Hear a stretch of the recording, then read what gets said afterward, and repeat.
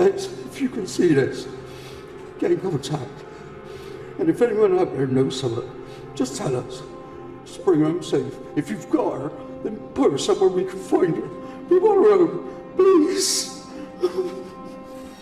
On Friday, the 20th of February 2015, a teenager is reported missing to the police when it is realised that 16-year-old Becky Watts is nowhere to be seen. And this incident would spark a huge but desperate search for the young girl, with hundreds of members of public taking to the streets, thousands of leaflets being handed out, and a whole city asking the same question, which was, where is Becky Watts? But after being missing for 11 whole days, the case was about to take a dark and twisted turn when a shocking discovery would turn suspicion upon her own family. This is the case of Becky Watts.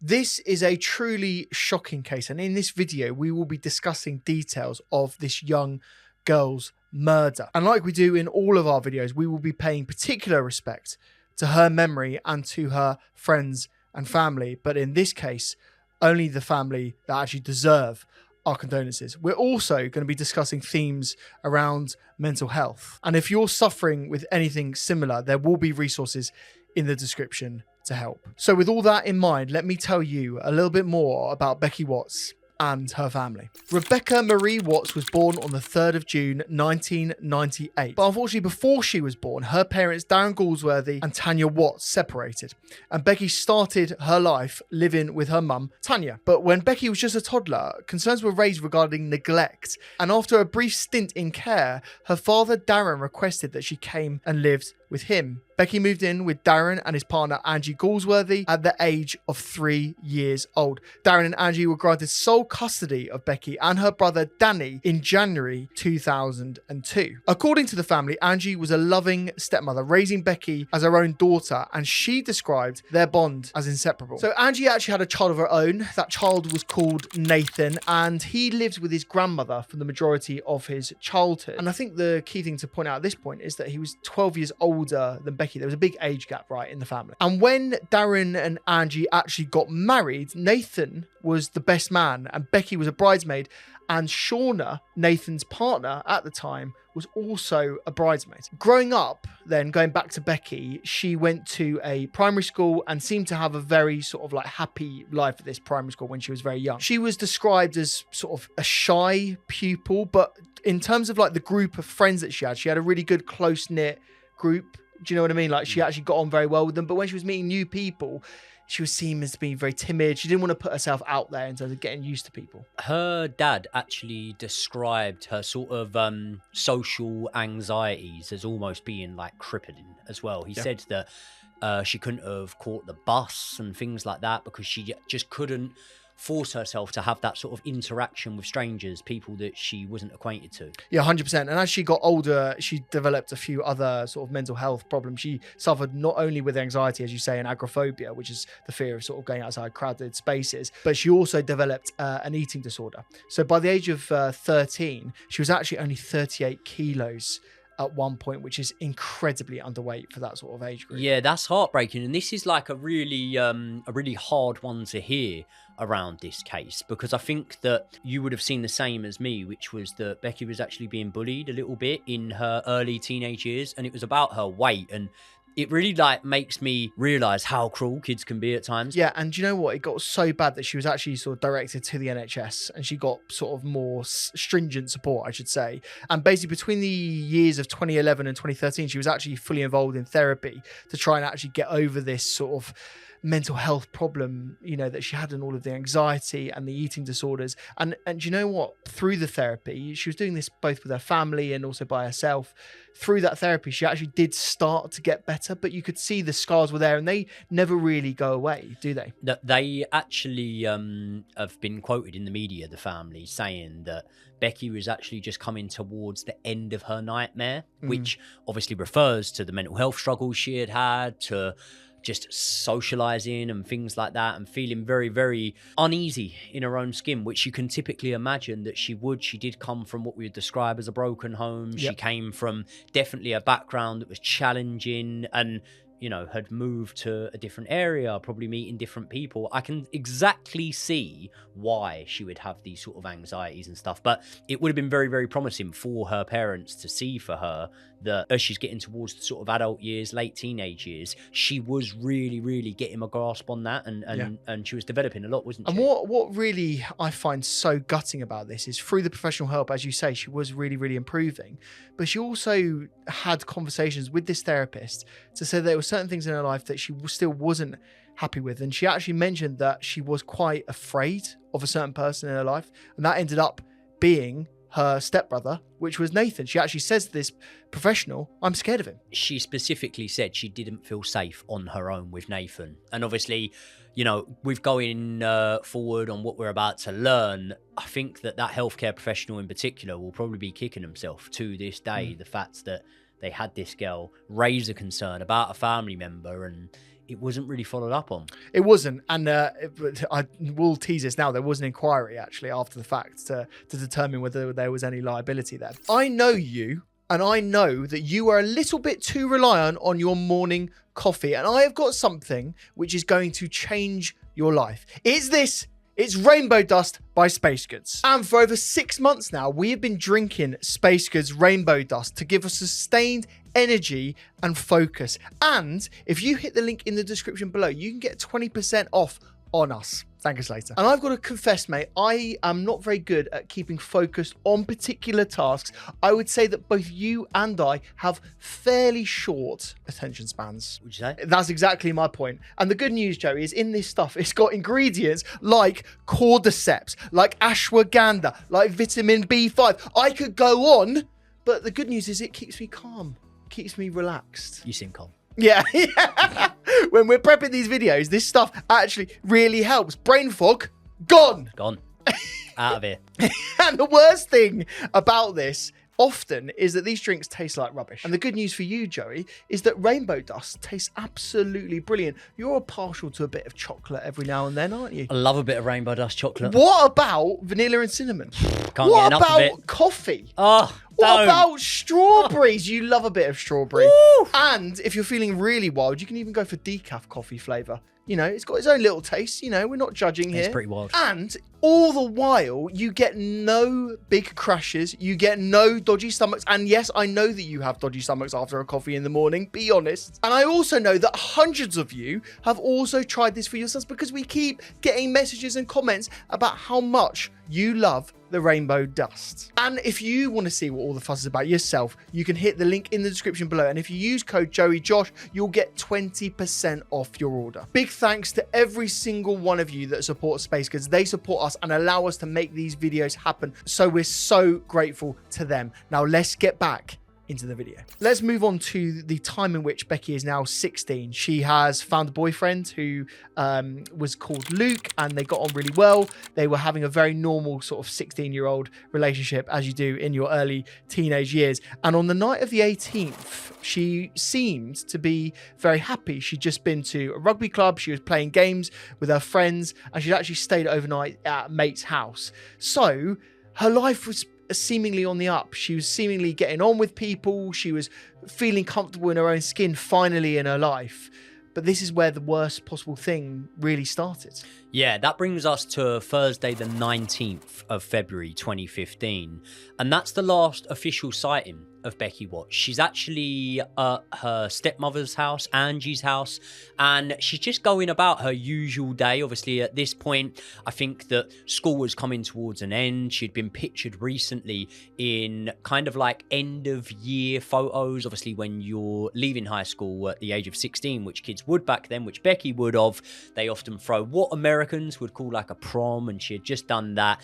As you say, life was definitely on the up for Becky. She had overcome some of those sort of social obstructions that she had got, and she was definitely becoming more confident in herself. And like we say, the 19th of February was like any other normal day. Becky's at home. I think she's doing a bit of sort of self-care, filing her nails, things like that. She's on her phone, and it's at that point where we do have the last recorded sighting, of Becky. It's her stepmother, Angie, who sees her, and Becky's at home on her own, and that's when Angie is about to leave to go to a hospital appointment, and she left Becky there that day. But it's when she returns home and when other family members are trying to contact Becky that nothing's actually heard from her, and they assumed that maybe she had gone out to meet friends. They knew she was very social. They knew that she had groups of messages that she would send with her friends, and there were multiple different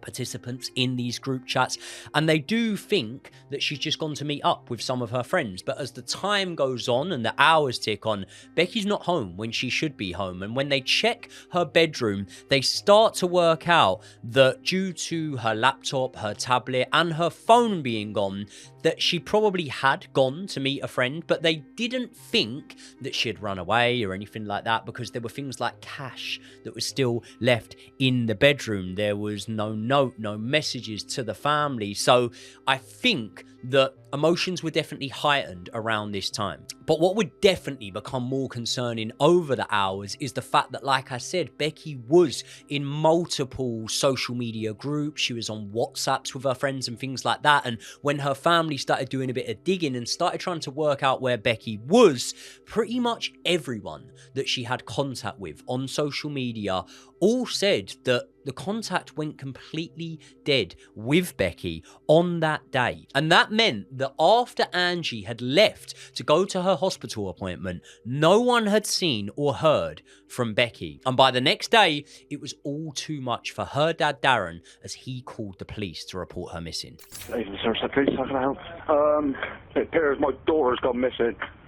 No one has seen her, no? No. We phoned round the family. All her friends have contacted us asking where she is, and none of them know. What's her name? Rebecca Watts. And from when that call was made, Becky's family left no stone unturned in the search for her. Her father, Darren, knew that there was something wrong with this disappearance. He said that it was so far out of character, and the fact that no one was able to say, yep, I saw Becky, she was heading in this direction, was obviously even more concerning for them and for the police. So much so that by the next day, the police went completely public with their appeals for Becky Watts.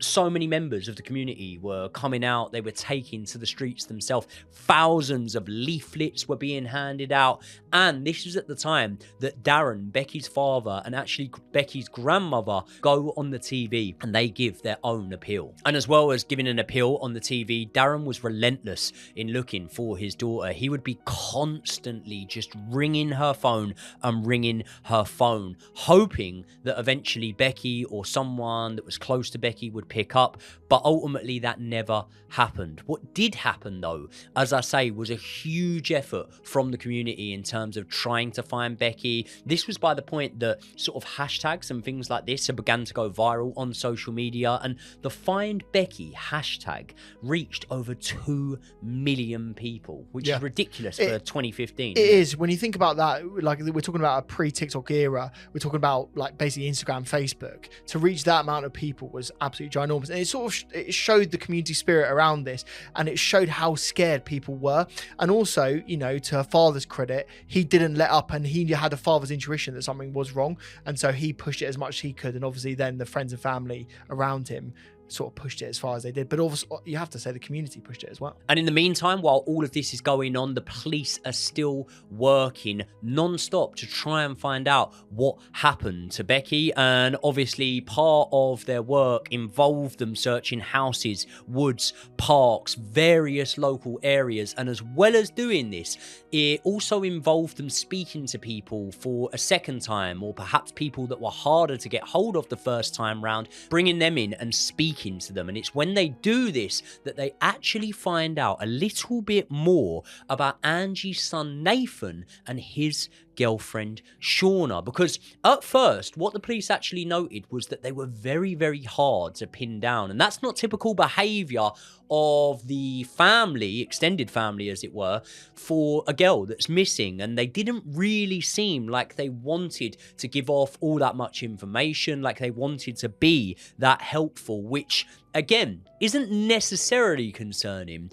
But when the news broke that Angie Becky's stepmom hadn't entirely been honest with the initial account of events that she gave to the police, people started to become a lot more suspicious of Nathan and Shauna. But before we tell you exactly why that was, Josh, why don't you give me a little bit more information on Nathan and Shauna? Well, let's start with Nathan, shall we? Nathan was Becky's stepbrother, and while he didn't live with Becky or the family, what is very clear is that he didn't like her at all. He saw her, I don't know, a bit as an intrusion into the family. He didn't like the way that she treated Angie, which I don't think is bad at all, bearing in mind their relationship and how Angie described their relationship. Do you know what? It's not that uncommon for a sibling to be jealous of their younger sibling. It's not that uncommon for that sibling to probably feel like, oh, this one's stealing the limelight a little bit. Can we just say, right, this actually, the jealousy point makes complete sense, because the fact is he wasn't looked after by his mother, Angie.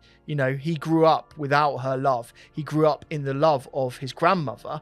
And you can imagine seeing Angie in the way she doted after Danny and after Becky. And you could go, oh, he would be sat there thinking, why didn't I have a childhood like this? Why didn't I have the love of my mother? I mean, he was 12 years older than Becky, mate. Shouldn't really be concerned about the love that she's getting. I'd be concerned about a lot more things at that time. I can see your point where you're coming from, but yeah. So at the point in which Becky actually goes missing, what we have to clarify is that Nathan is quite a bit older than her. We've said this at the start. He's 28 years old. You know, he's very much a man at this point. But let's go back to his childhood, because I think it's quite interesting, right? He was abandoned by his father. He never knew his father, so much so that the father, I don't know if you know this, he was never on the birth certificate. So he doesn't even know who his father was. And as we said, when he was 7 years old, he went to go and live with his grandmother, and he lived there right up into his adulthood, so much so that he was there in his mid-20s, right? So he's lived with his grandmother for a significant period of time. And what is interesting about Nathan is that he couldn't hold down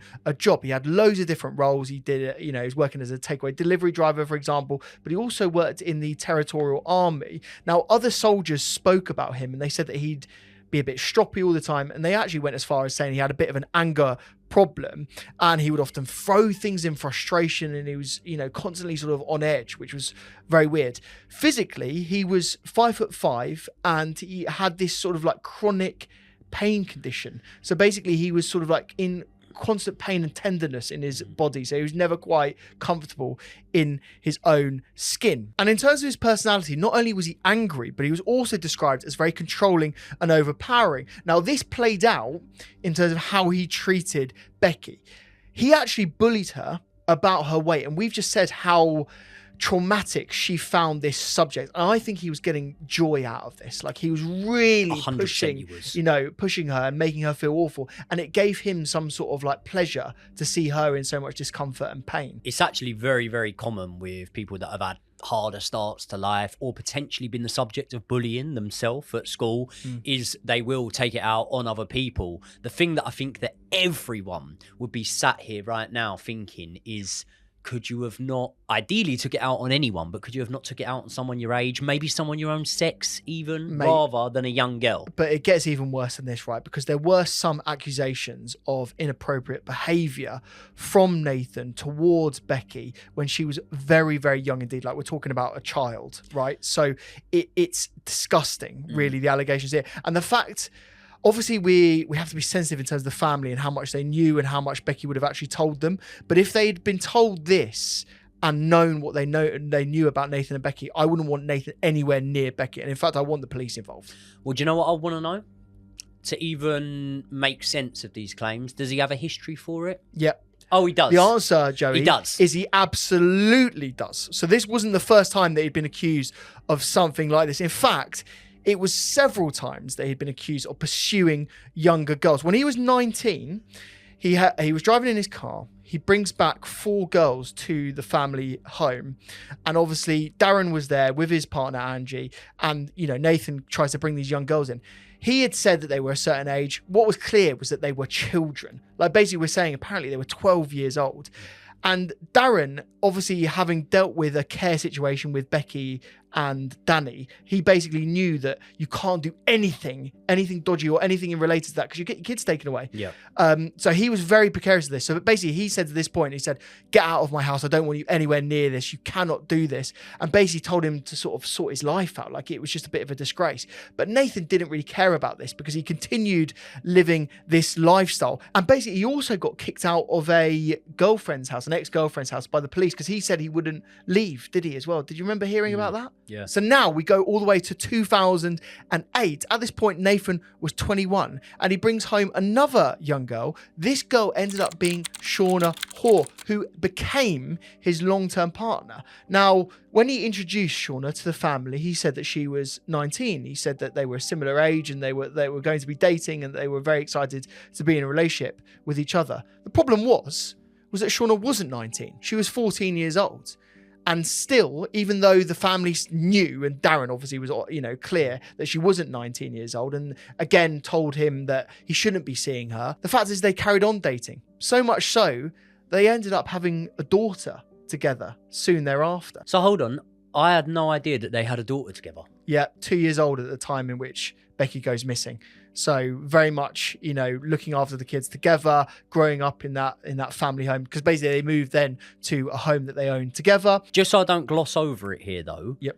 We're confirming there that Nathan had groomed this young girl. Nathan and Shauna had started in a relationship when it was illegal to do so. And actually, accounts from the families have said that on Shauna's 16th birthday, Nathan came and showed them either her passport or her birth certificate, and it was almost in a boastful way, as if to be like, yeah, see, I've got one of age. The problem is, you had already been having her over to the house for 2 years before that. You had nonced the girl. It's weird. 7-year age gap when you're 21. Yeah, that's it's just fucking wrong. weird. There's no other way of saying it. It is completely wrong. Unless, as you said, the police could have very easily been involved. If the police knew, it would be a crime.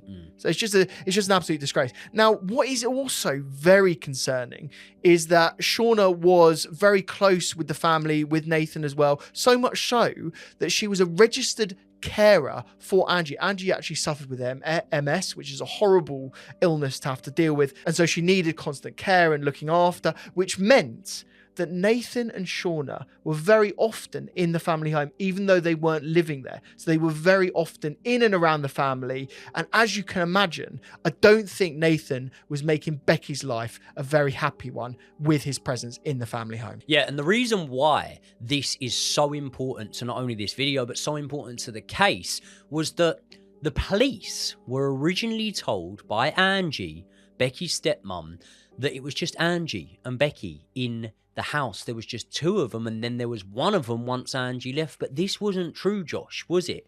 There were 4 people inside that house, and it was only once they were brought in for a second round of questioning. I believe it was the second round, by the way. Don't quote me on it. It could have been even later on. But then is when Angie finally disclosed the information that Nathan and Shauna were also in the house. And the reason that they believed that Becky had actually left the house was not because Angie had seen it, because one of Nathan or Shauna, I should say, had heard Becky leave the house. So wait a second. Let me just clarify this. You're saying there's 4 people in the house. There's Nathan, there's Shauna, Becky, and who's the other person? Angie. So they were all in the house together. That is exactly who was in the house at the time that Angie left. And obviously, once the police found this out, they didn't think that it was insignificant. They didn't think that they didn't need to originally know that. And they definitely felt like they needed to speak to Nathan and Shauna again. And by this point, the police had started to work out that when they were going through that list of contacts, of acquaintances, of family members, there were 2 people on there that were really hard to get hold of. Those 2 people were Nathan and Shauna. And what was even weirder was when Nathan eventually speaks to the police. And what's more concerning is that their stories line up pretty much word for word, which to the untrained eye could just say that they're telling the truth. But the detective would work out that These are too similar and they're almost pre-scripted. But it wasn't just the fact that their stories lined up perfectly, it was that also, once they're speaking to Nathan, a man whose stepsister is missing, a man who does not know whether his stepsister is okay or not, he struggled to contain his actual feelings for Becky. Didn't particularly talk to her, but obviously I don't particularly like her. And obviously what annoys me is the way she speaks to like my mum sometimes. She'd be kind of like rude or whatever. I'm trying to think of an actual specific time. So not great work from a criminal aspect there from No. Nathan. He's literally spilling the beans, isn't he? Well, this is the thing, like we've just discussed this first and we have to talk about this. People don't have exact stories. It doesn't ever work like that. Like if you and I right now go in and we have a police interrogation, what we did this morning or what we did in this recording, we would have similar style of events, but we would never 100% match up. It just doesn't work like that. And then, yeah, the fact that he blabs on, he basically admits the whole thing at this point. He basically says, I don't like Becky. I've never really got on with her. I mean, freaking hell, that is a huge red flag for me. Someone come out straight away and just say, yeah, I never really liked her. You know, I don't really care if she's gone. Like, words to that effect. He didn't say that, but words to that effect, surely. Imagine telling an officer who's looking for your missing sister-in-law that you don't like her, unprompted. I mean, he takes the prize there because I've never seen many people come in and make himself look as guilty as he has and also, in that right, moment there. Yeah, literally. And also, when you're in a police interrogation, what you're not going to do is, I absolutely despise someone. I wanted them gone. Do you know what I mean? What you might say to give away something, but not the whole thing, I just didn't like her very much. I mean, it's so obvious. It's so obvious at this point. And having these two in custody in front of police officers and away from any potential properties meant that the police could then really have an in-depth look at the last location that Becky was seen. And that's when they decided to search Angie's property in Bristol. And one of the reasons why the police felt it was necessary to search the house again was because, as well as the fact that these two were coming off as suspicious, things like ring doorbells, CCTV, witness accounts had all been checked, and despite the initial report, no one had seen Becky leave the house. No one had plans with her, and therefore the question now being asked was what happened inside of that house. So 6 days after Becky was last seen, which is on Wednesday the 25th of February, her father and stepmother were actually asked to leave their own home in St. George's so that forensics could actually go in and do a thorough search. Like basically they were looking for any evidence to determine where she'd gone, what had happened, anything like that. So huge forensic presence, and obviously they're going to start getting answers relatively quickly. They actually look at the door frame of Becky's bedroom, and forensics uncovered a red staining on that doorway, which you can imagine what that is. The stains were very difficult to see by the naked eye, but they were located at different heights. Like basically they were throughout the entire door frame. They were at waist height or shoulder height, which suggested to the people that were investigating this that there may have been a struggle. And there was a critical clue at this point. Upon examination, investigators in the forensics found that there was a fingerprint preserved in one of the bloodstains. So the next couple of days go by, the 26th of February and the 27th of February. And this is where there is a key break in the evidence, which was the identification of that fingerprint. Any guesses who it was, Joey? I don't think it takes a genius to guess whose fingerprint it's going to be, but if I had to hedge my bets, I would say that it might have something to do with Nathan. Yes, it was Nathan Matthews' fingerprint. And this evidence, right, it was critical to the case because it directly contradicted Nathan's previous witness accounts. He said that he had not seen Becky that morning and that he'd only heard, as you said earlier on, the door slam. But the fact of the matter is, there's a fingerprint in some blood. So obviously there's something more to this story than we're being led to believe. So on the 28th of February, armed with this forensic evidence linking Nathan to the struggle at Becky's door, police actually arrest Nathan Matthews and Shauna Hoare on suspicion of kidnap at first. At this stage, they actually hoped and believed that Becky may still be found alive. So what they do now is they step up their interrogations and they spoke to both Shauna and Nathan. So let's talk about Shauna first. She appeared very giggly, light-hearted, which police found inconsistent with the gravity of the situation. Obviously, her family member being missing at this point. She maintained her story that she was in the garden smoking a cigarette. She heard the door slam and assumed Becky had left. She denied any knowledge of the crime, stating, "I genuinely had no idea." Now, to Nathan, he was described as being very laid back, very relaxed, but also very uncooperative and often answering with no comment. He initially denied hurting her or knowing about Becky's whereabouts at all. So, while these two are in custody and being questioned, the police actually go to Nathan and Shauna's home, which was on Cotton Mill Lane. Officers were shocked, to be honest, Joe. Like, basically, the place was a complete mess. Like, rubbish was everywhere, so much so that it was actually difficult to access certain rooms. But, interestingly, there was a room that wasn't that messy. There was a room that was, to be honest with you, absolutely spotlessly clean. Do you know what room that was? Sticking out like a sore thumb. I mean, it's quite obvious when you've got piles of trash and you've got one room where you can literally see something, glistening with how much it's been shined and cleaned. And I mean, just to give it context, if people aren't seeing the images on the screen now, it's basically a squat that they were living in. In fact, I think that's offensive. I've seen squats that look better.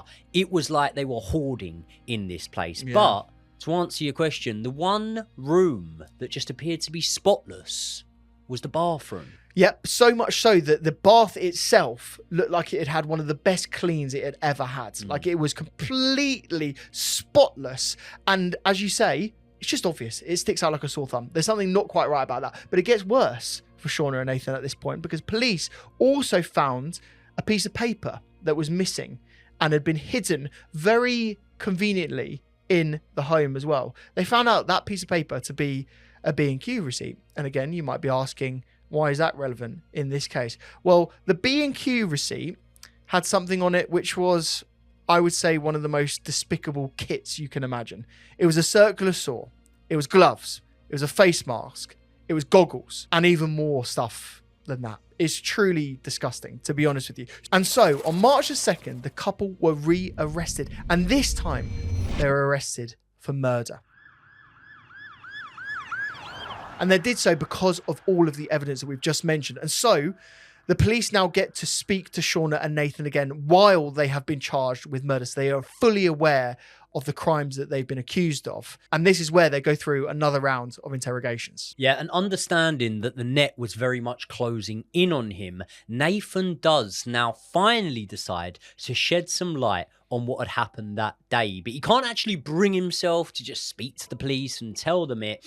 He has to write a pre-written statement with his lawyer, and then it will be read out to the police. Now, Nathan is apparently so grossed out by this, so ashamed by this, that he says he can't even listen to it himself, and he puts his fingers in his ear so that the police can listen to the version of events that he is now giving. And in this statement, Nathan does confess to the killing of his stepsister, but he claims that it all happened by accident. See, this whole thing was actually one big plan set up by Nathan, and what he had actually done was he had planned to kidnap his stepsister. And the reason that he needed to kidnap her was because she hadn't been speaking with the best of manners to his mother. This was actually the reason that he gave, wasn't it? Yeah, it was. And this is just a pitiful explanation, to be honest with you. And the fact that he was sitting there blubbering and crying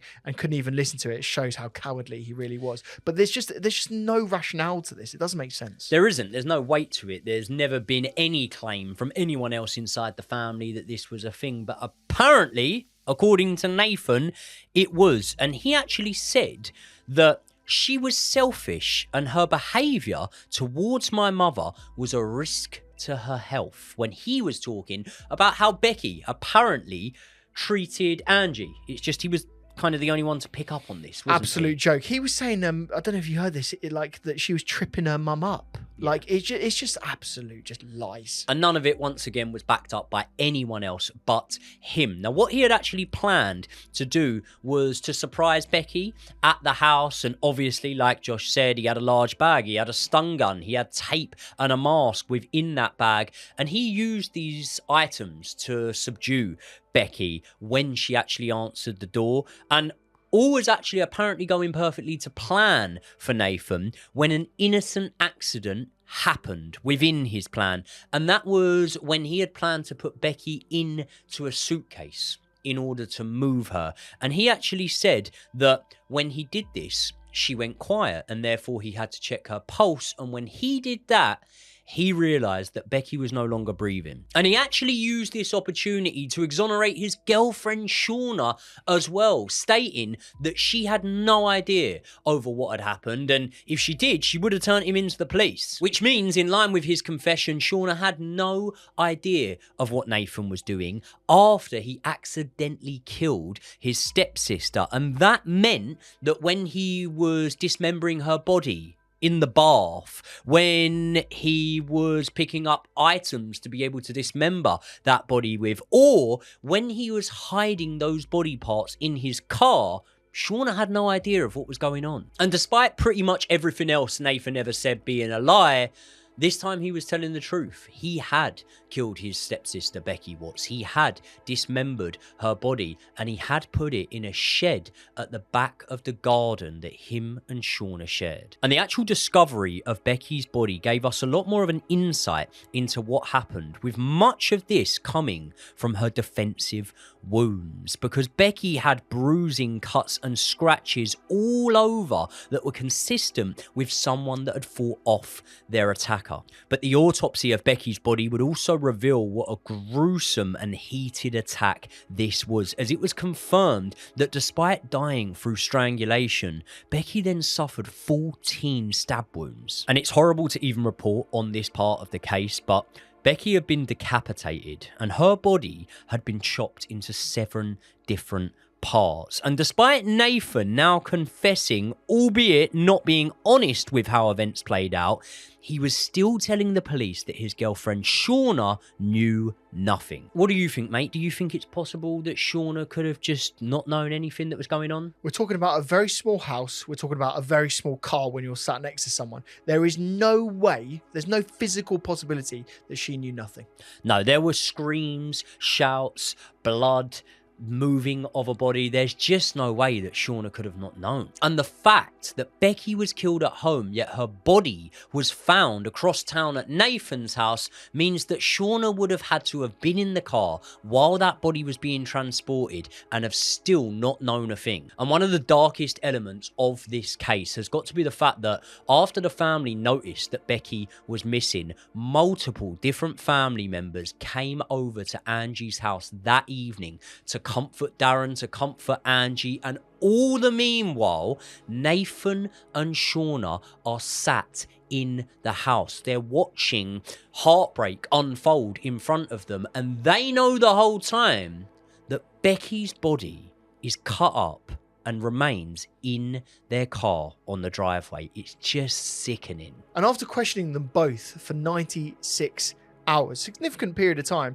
they actually only had enough evidence and enough sort of to go on to prosecute and keep Nathan in custody. They actually had to release Shauna, which I couldn't believe. I thought it was mad. Yeah, neither could I, but I think unlike a lot of other cases that we cover, the parts of this were moving so quickly, and I think the actual perpetrator was caught so quickly that you haven't exactly exhausted every other avenue when it comes to really getting people banned to rights. And that's what they started doing after that, and after they had to be forced to release Shauna. And it meant that they went down the avenue of checking electronical devices, reading text messages, phone calls. And if you didn't already think that this case was gruesome, Just wait until you hear what they then discovered. Because they found searches for X-rated content, and that content involved children from around the same age as Becky. As well as this, a string of text messages where both Nathan and Shauna joke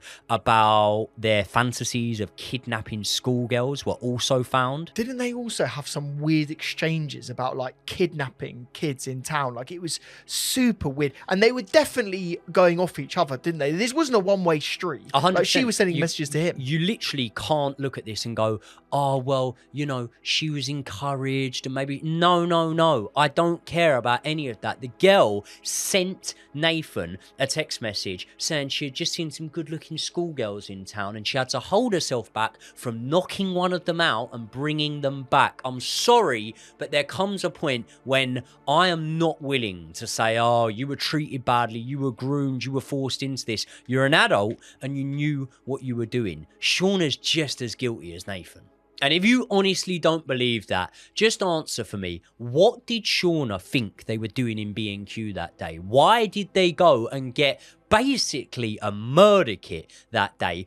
And Shauna didn't question any of it. And the police definitely felt like that did mean that she was involved. And that meant on June the 22nd, 2015, she was rearrested on suspicion of Becky's murder. And rather horrifyingly, it wasn't just her that was arrested and charged with crimes in relation to this case. It was found that other people may have assisted Nathan and Shauna, so much so there were 4 other people that were arrested and implicated in assisting an offender. And so the trial of Nathan Matthews and Shauna Hoare began on the 6th of October 2015 at Bristol Crown Court. It lasted about 5 weeks. And the prosecution went through a vast amount of evidence, particularly, let's start off with, on Nathan. Obviously, there was the statement in which he admitted his guilt, the struggle, and then the blood information and evidence that they used, as well as the fingerprints within that blood. There was also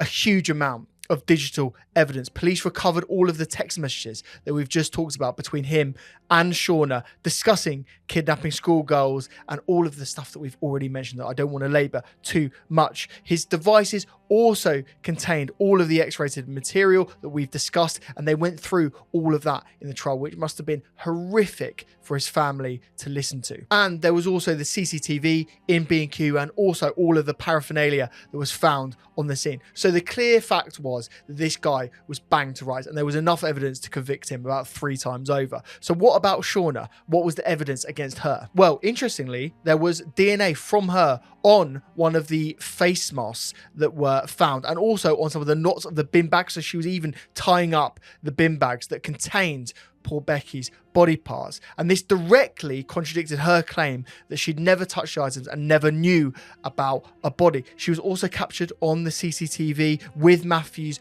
buying all of the items that we've discussed. And it was also revealed that in the time just after Becky goes missing, Shauna actually searched something on YouTube, which was one of the most horrific things that I've seen in relation to this case. She actually looked up a parody song, which was entitled, "Do You Want to Hide a Body?" which apparently the two laughed at and enjoyed watching. These two aren't right in the head, mate. They're not. Weird couple. And like we've argued, the prosecution also said that there was no way in a small home and the vehicle as well that she would have no knowledge of the crime, especially with all of the gory details that we've just gone through. So again, it was clear at this point that she was absolutely involved. So on November the 13th, 2015, the sentencing from Mr. Justice Dingman's was actually passed down. Nathan Matthews was deemed to be guilty of murder, but also convicted of conspiracy to kidnap, perverting the course of justice, preventing a lawful burial of a body, and possession of 2 stun guns. Additionally, he was also convicted on counts involving those indecent images that we have described. He was sentenced to a minimum term of 33 years in prison, and the judge noted that he would be in his 60s before he was even eligible for release. And the reality that he said was that he might never be released, and we very much hope that that's the case. So what about Shauna? She was actually acquitted of the murder, which I think is just an absolute disgrace. But she was found guilty of manslaughter. Like Matthews, she was also convicted of conspiracy to kidnap, of perverting the course of justice, preventing the lawful burial of a body, and the possession of those 2 stun guns. Obviously, we've just said that Nathan got 33 years. Shauna actually only received 17 years in prison, which means, if I'm correct in asserting that she could be out very soon, right? She's out. What? Already? I actually didn't know that. She's out. She's out. She got out in 2023. I think the family have actually described it as a huge slap in the face. I think so. That she is already out. And I think it meant that she only did, what, 8.5 years, something like that? Yeah. And by the way, obviously she didn't get the murder conviction, but I think there was enough evidence to say that she was implicit in the crime. The police just couldn't really pin it on her, which is just a disgraceful part of this. She was 100% involved. Now, we also mentioned there were other defendants in this case, the 4 other people that were also arrested with this crime. Well, there were 2 defendants. They were called Carl Demetrius and J. Dean Parsons. They were both sentenced for assisting an offender and they actually admitted to this, to assisting them in hiding the body parts. Now, they claimed that they had no idea what were in the bags, and they were found really in their sheds, right? The fact of the matter is come on, like, ask some questions. Did you know what they thought it actually was, or what they said it was in I know court? what they thought they said it was. Yeah. I don't remember allowed to say the actual name of it on this, but they were saying it was a bit of Mary Jane. Now, the problem with that is, part of me wants to believe them, without incriminating myself here. Part of me wants to believe them, because part of me goes, well, we know that he hadn't killed anyone before, and therefore we know that he never gave you a body part to hide before. We can't rule out that he ever gave you any Mary Jane to hide, And I actually think that seems more logical. I think that maybe you'd tell someone it's substances, regardless of whether you wanted to get away with it, because you know they might not touch it. Now, here's the problem with that. A head or a body part does not weigh the same as a key of bud or something. Do you know what I mean? The difference in weight are so distinctive that I don't see how you could confuse. It's also a lot of it. We're talking about a suitcase, right? It's a lot of stuff. It would be more of that than he would know what to do with. Yeah. He'd have no idea how to get rid of that much of it that you would need. Weird. So basically, Carl ended up getting 2 years in prison by her assisting, and J. Dean got 16 months in prison. Considering what they did, again, it feels like a very light sentence. I mean, they must have had a very strong argument that they didn't know what was actually inside there, because that doesn't feel like a lot. If I had to lean one way, do you know where I would? Go on. I would say that they didn't know what was inside those bags from looking into the case. Fair enough, but also, fucking hell, actually try and find out what was in your property. Come on. It's hard to get into the mind of potential junkies. That's all I will say. Fair enough. If someone offers you a score and you know you can go and hit and whatever for that,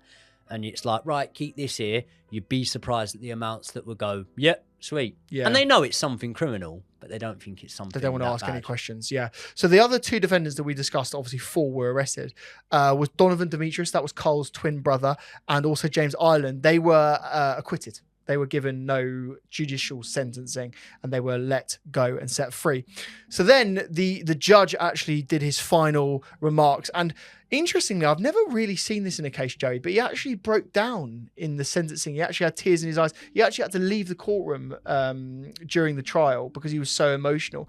And you know what? Having listened to some of the evidence here, and obviously in the trial you'll go into way more detail than this, I can understand why he was emotional. Yeah. I can understand how he was so upset about this, young girl with her whole life ahead of her being treated in such a horrendous way by such callous members of her own family. Yeah, you need to remember about this case as well. Like, it's the suffering that she had to endure. Because, we've clearly stated there, she told a psychiatrist that she didn't feel safe with her brother. We've also, her stepbrother, I should say. We've also gone into detail to explain that those sort of traumatic periods she had in her life, they were, if anything, only heightened by the presence of her brother. He caught on that people at school were teasing his stepsister, and instead of being supportive and doing what a family member should do in that scenario, he used it to exploit her even further. Yeah, 100%. And then the judge in this sentencing, right, he goes through why he has sentenced the couple in a certain way. And he also sort of goes through the motivations, right? And he said very clearly that there was a sexual motivation to this. There was a sexual purpose to it. And again, what he had said is that Matthews had developed a sort of a fixation with young girls. And this was borne out in all of the evidence that we discussed earlier in terms of bringing young girls to the family home, and that he was doing all of these searches, all of the content that he was looking at, and a session with young girls, but also with Becky, you know, in that way. He despised her, but also was inappropriate to her. So there was definitely a motivation from that perspective. He also referenced the text messages between the pair, which showed that there was premeditation, but also there was this sort of like sexual element to their crimes, which they both got something out of, and they were implicit together. He also described the behavior of the couple in the days after the murder, how they were so callously talking to police and being around the family. And I even heard, by the way, that the night of the actual disappearance, they were there with the family, they were eating foods and, you know, enjoying themselves and having a normal time, not letting on everything. I mean, it's crazy to even think they could do this. And he said that they were obviously dishonest, and they were particularly cruel and unusual in terms of the way that they had behaved. And finally, he paid tribute to Becky's family. He said that they had conducted themselves in a very dignified way, bearing in mind how harrowing the proceedings actually were. And he said that it must have been an immense burden for this family to have actually dealt with that. But I'm interested to know from you, because you know all about this, how do they actually fare in prison? Because I presume Nathan, or I hope Nathan, is still in jail. Luckily, Nathan is still in jail. But as I say, Shauna's not in prison anymore. And she didn't really do real hard time, in my opinion. However, there would be people that would say otherwise, because, you know, she was the victim of a prison attack. I didn't know that. So what happened in this attack? So she was actually beaten so badly inside of prison that reports say she had to be resuscitated twice. Really? She is now out of prison. She got out in 2023, meaning she had served 8.5 years inside. And she's now living under a false name, may or may not be. She may or may not be living. We've got to blur that out, surely. She may or may not be living. We can't say that. Yeah. Joe is working his ass off on this right now to blur all of these things out. I don't think you even need to blur them out. A lot of this is public knowledge. So, yeah, living under a new identity, living, you know, not far from where we are now with her partner. And the reason... Different partner. New partner. Yeah. And the reason I'm so happy to speak about this stuff and I'm willing to put it out there is because she is willing to put it out there. Shauna posts on Facebook all the time, actually, with her new partner, a girl called Jessica Sylvester. Now, you might have heard that name before. Female partner. Okay. Jessica, either Sylvester or Sylvester. The reason why you might have heard that name before is she actually went kind of viral in the news. It was during the pandemic, and the reason being is she was stealing medicine off of dying patients inside the NHS, basically. Oh my God. Probably can't name the actual medicine she was stealing, but you can probably work out. It begins with an M, and a lot of junkies like it. So that is what is now happening with Shauna. As for Nathan, there's actually been less go on in the life of Nathan, obviously, as you would expect, since moving to prison, but less than Shauna, which you wouldn't suspect. He's actually inside HMP Long Larton at the minute, meaning he's under the same roof at this moment in time as notorious criminals, the likes of Christopher Halliwell, Stephen Wright, both of which we've done episodes on this channel. But also, it's the same prison that housed the likes of Jeremy Bamber, the Craze, Ian Watkins, so many more inmates inside of that prison over the years that we'd all know of. And Nathan himself hasn't had the best time inside of HMP Long Larton, because in 2017, a fellow inmate, a man named Royston Jackson, poured boiling water both over Nathan's face and hands, resulting in permanent scarring, and he needed medical attention straight away. When the news actually hit the headlines about this prison attack, guess whose birthday it was? No idea. It was Darren. Becky's father's birthday. And he actually gave a quote to local media. He said, "Karma's a bitch. At least Nathan is feeling some of the pain that me and Angie feel every single day." So, yeah, I mean, he was happy to hear the news that he was attacked in prison. Funnily enough, right, he was attacked by a bloke called Royston Jackson, who at the time was serving a life sentence. Do you know what he was serving a life sentence for? He strangled a nonce in Norwich.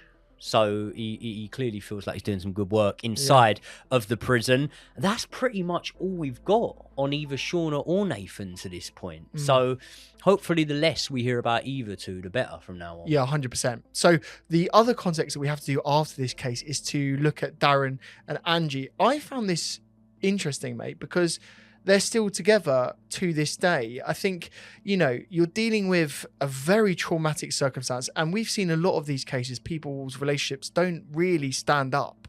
Most cases, I would say. I would say it's actually pretty uncommon for the couple that have been through this traumatic experience to stay together. Yeah, and I think in the early years after Becky's murder, I don't think Darren really was able to come to terms with it. Obviously, he found it incredibly difficult, and I can understand why. He actually struggled to eat. He struggled to keep water even down. He actually lost 4 stone in weight, actually sort of dealing with the trauma of it. And I can completely understand why. But yeah, they've got each other, and you hope that they can support each other through what must be a horrible time. And I think, you know, we very much send our thoughts and condolences to all of the family. Again, as I say, the family that actually deserve the thoughts and condolences, and all of her friends that, Becky had at the time as well.